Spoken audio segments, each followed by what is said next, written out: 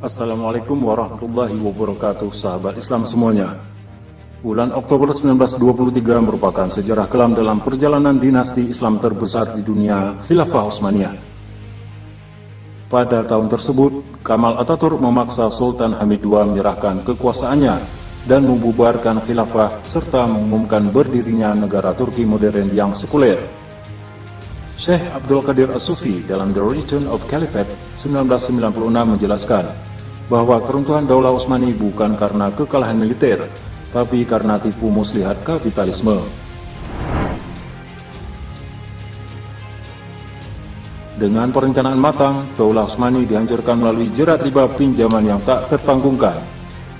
Strategi kaum kapitalis dilakukan melalui dua mata pisau, pelaksanaan proyek-proyek nasional dan penyediaan kredit oleh perbankan. Saat ini kita mengenalnya dengan istilah utang negara. Peristiwa ini terjadi sejak era Sultan Mahmud II 1785 hingga 1839 yang silau akan gemerlapnya Eropa. Proyek utamanya antara lain pembangunan jaringan kereta api Orient Railway yang menghubungkan Eropa Asia. Keadaan semakin parah setelah Sultan Mahmud II mereformasi Tanzimat, sistem angkatan bersenjatanya dengan model ala Britania. Tentara jihad yang selama itu bermodalkan tauhid diganti dengan tentara bergaji. Sistem demokrasi pun diperkenalkan. Jabatan wazir besar diganti dengan perdana menteri. Zakat dan jizyah dihapuskan, sementara pajak diberlakukan. Dengan menerapkan sistem ini dalam pemerintahan, anggaran negara pun membengkak, sehingga daulah terjerat hutang yang sangat parah, di mana setiap jatuh tempo, pusat pemerintahan di Istanbul tak mampu membayarnya, sehingga terpaksa mengambil pinjaman lagi untuk membuat proyek baru atau sekedar untuk menutupi kredit-kredit lama yang menunggak.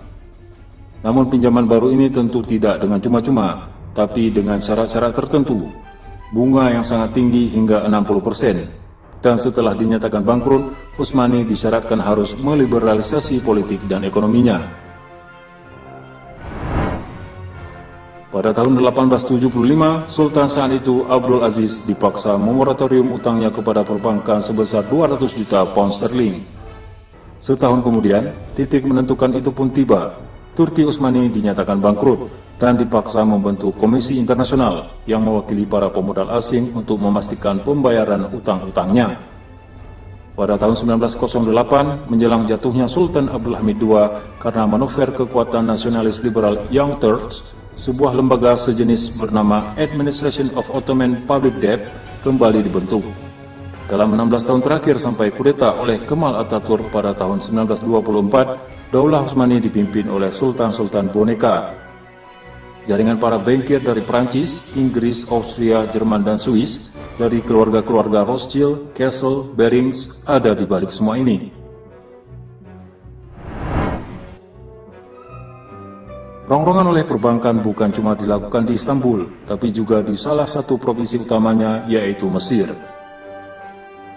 Ada 3 proyek besar di sana, yaitu pembangunan terusan Suez, Dam Aswan, dan industri gula yang disodorkan kepada Khadif Ismail, Gubernur Turki Utsmani di Kairo. Dimulailah investasi perbankan yang akhirnya menjerat negeri Mesir dalam hutang nasional sampai hari ini.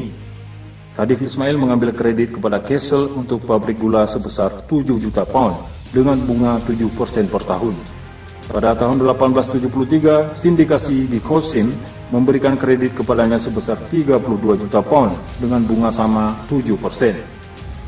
Karena jerat utang yang makin menyulitkan, Khadif Ismail dipaksa melakukan swastanisasi, menjual saham terusan Suez kepada pemerintah Inggris sebesar 4 juta pound sterling, sambil menambah kredit lagi sebesar 8 juta pound sterling dari Anglo-Egyptian Bank. Pemerintahan Mesir diambang bangkrut. Jangankan untuk menopang dana buat Turki Utsmani, untuk diri sendiri saja Mesir sudah tak mampu mandiri. Hal ini menjadi semakin parah karena Mufti Mesir, Muhammad Abduh, mengeluarkan fatwa bahwa bunga bank bukanlah riba. Fatwa ini mengakibatkan masuknya bank-bank yang bermain di level mikro ke Mesir, bank rakyat dan bank perkreditan rakyat. Masuknya perbankan makro dan mikro ini tidak saja menghancurkan ekonomi pemerintahan Mesir, namun juga ikut menjerat rakyat jelatannya dengan riba.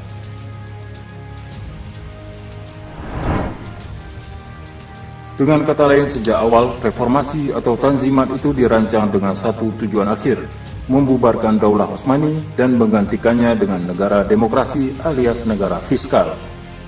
Begitu efektifnya riba dalam menumbangkan sebuah kedaulatan. Wallahu a'lam bishawab.